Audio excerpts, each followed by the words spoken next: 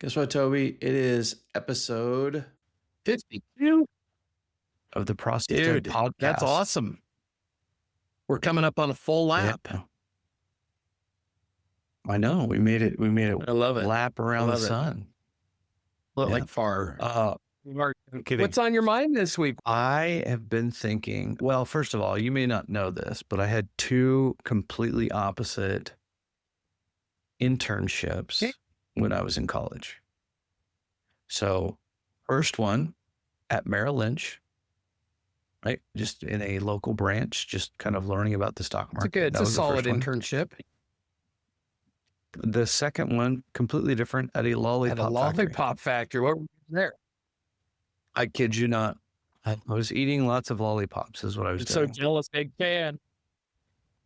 It was a local lollipop factory in Boise, Idaho. They made the Rodman Pop. If you remember Dennis Rodman, he was the worm. He had a worm pop. That was their kind of claim to fame. How did I miss that? I know. So anyways, this leads to the topic. It's his most enviable internship at this, besides there you go. Bring good old Dennis. Yeah. So we had defects, meaning you would put the lollipop in and it would press it around the stick. And maybe you didn't have enough of the lollipop mixture. And so nobody wants a partial Rodman. Nobody wants a partial lollipop. They had lots of defects. Like there were lollipops all over the place that were partials or they didn't print well. You could take home as many lollipops as you wanted. And I mean, I didn't have health insurance because of an internship. So I could have got diabetes, but whatever. But what was interesting, what this made me think of recently was in knowledge work, where do defects go? Because in the lollipop factory, we had these defects and we had like bags, like hundreds of pounds of lollipops that just didn't make the cut. And so this has made me think about my day job. Where does knowledge work have defects? Do you not have a bag next to your trash can by your feet specifically for bad ideas and defective deliverables? Chris, that's a really great question, right? That PowerPoint sucks. Throw it in the trash. Okay. Get off your computer. Get it out of there. Or it infects everything. What are you doing? You raise a good question. And, with a physical good, we have a very clear expectation for what that looks like. What's the template for a good idea or a good piece of knowledge? Yeah. What a slippery slope. The thing that was kind of eye-opening, when you start this internship is that, and maybe the difference between a factory and typing emails all day is that because you're moving physical product, that physical product that is defective is obvious. And if it's obvious enough, the problem will be fixed. Okay.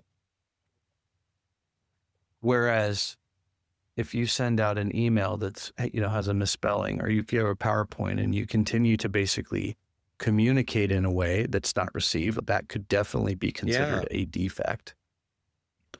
But it's never seen. Chris, it makes me wonder, you and so many folks in the world of lollipop manufacturing actually produce better products than the modern knowledge worker. And I might almost argue that by definition, we don't know what our spec is anymore. And so we kind of shuffle information. And to your point, if the spelling is correct and if the logic holds together at all, then it's hard to argue that you missed the goal, right? So, So in a modern computer-driven world where we get paid to be plugged into little monitors all day long, what's a good work product and how do you identify the bad work product to put in the bag to be taken home each night? Yikes. Yeah. Have you slept at all this week?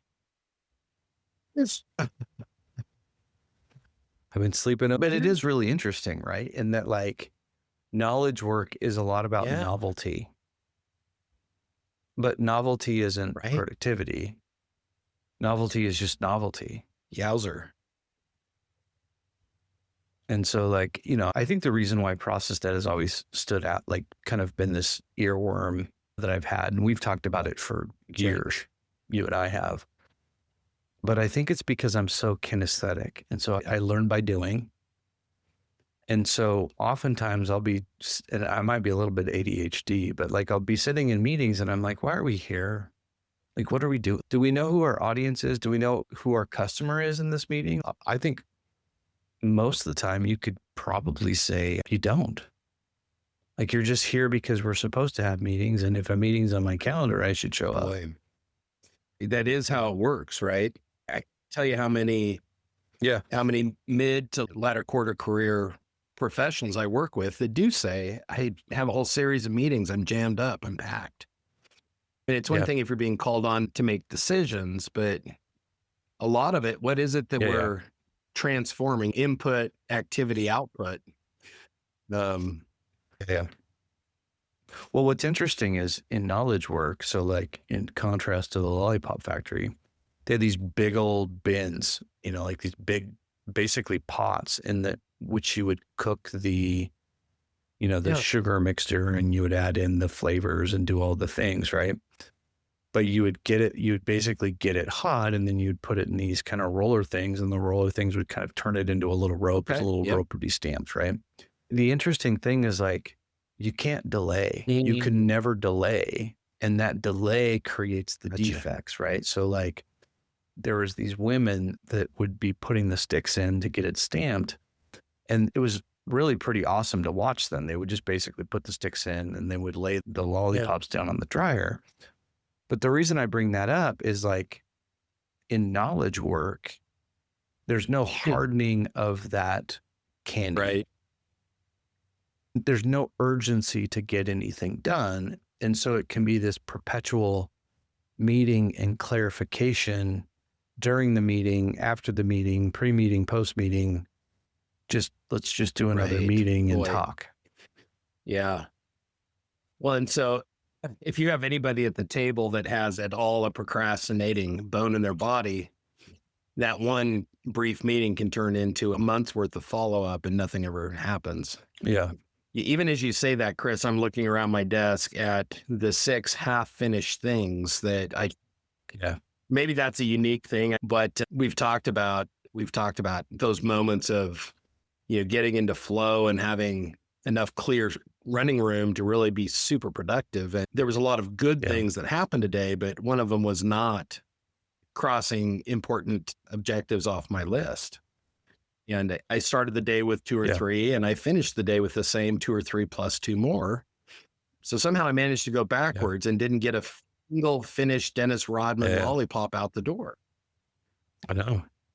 That does remind me of like everybody in January, like, what is it? Your New Year's resolution. My New Year's resolution is to lose 20 pounds. Yeah. Only 25 more to go, something like that. Like that's what knowledge work feels like a lot of times. Well, Chris, I think it's an interesting thing because, as Gen Xers, we were told that the path to success, and I think it was in terms of professional success and certainly not working in the heat or the cold of whatever weather you're exposed to, but it was go to school, get a good job and do good work.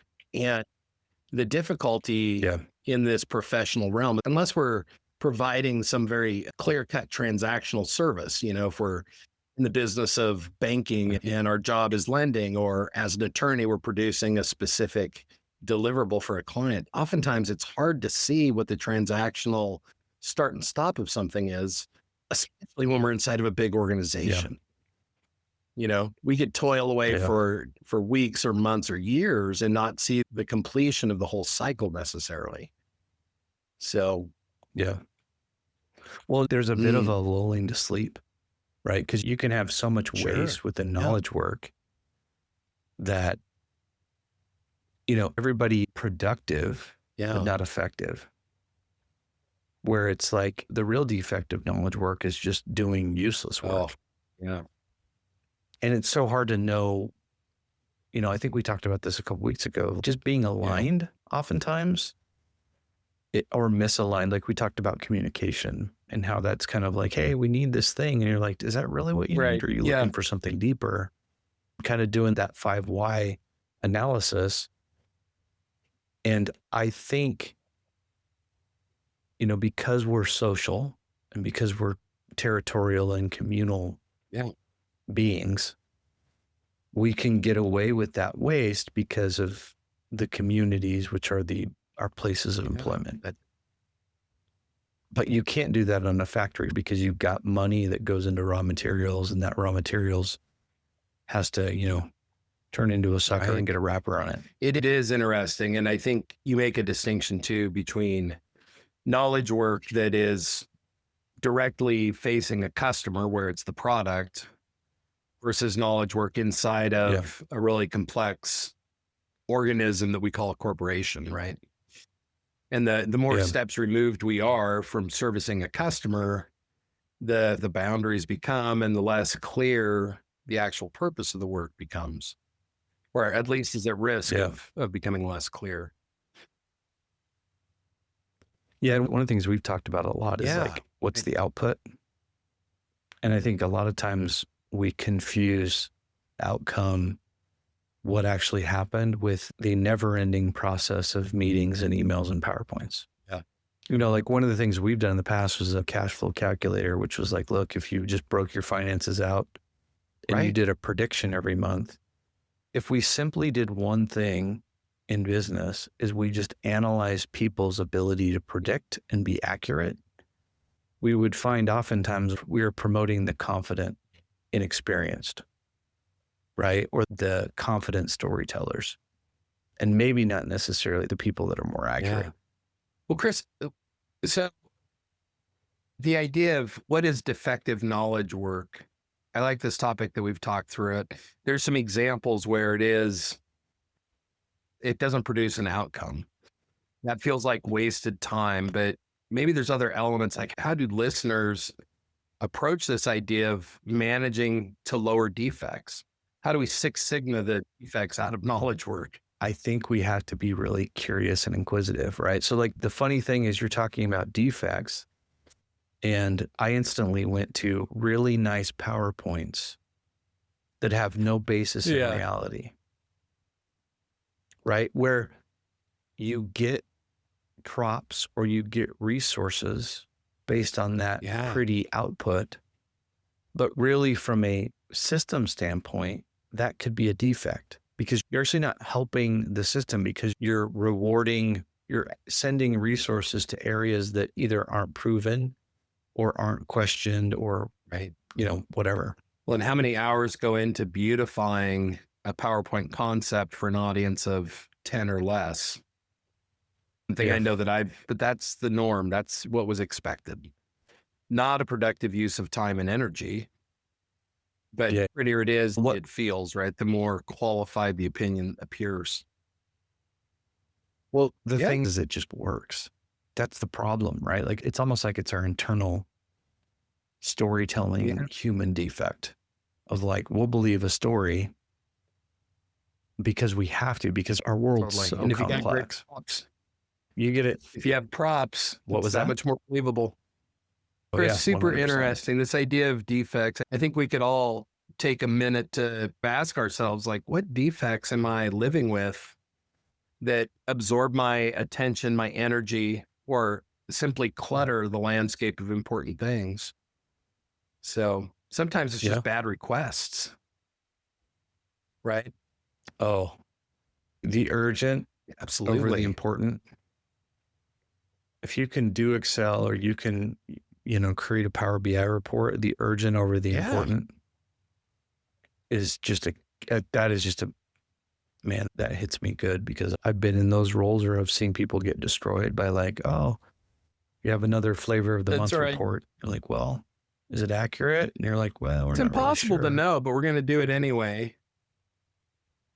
Yeah. How many times are we going to use this? Oh, just this one time. It's like, well, you're actually never going to improve that report if you're just going to view it one time. Cause it's funny. I had a good friend that was just phenomenal at creating, just stitching data together and creating reports. And You know, he was telling me one time where he delivered the report. His report kind of got some legs within the organization, and it kind of led to two camps of thought that were completely different.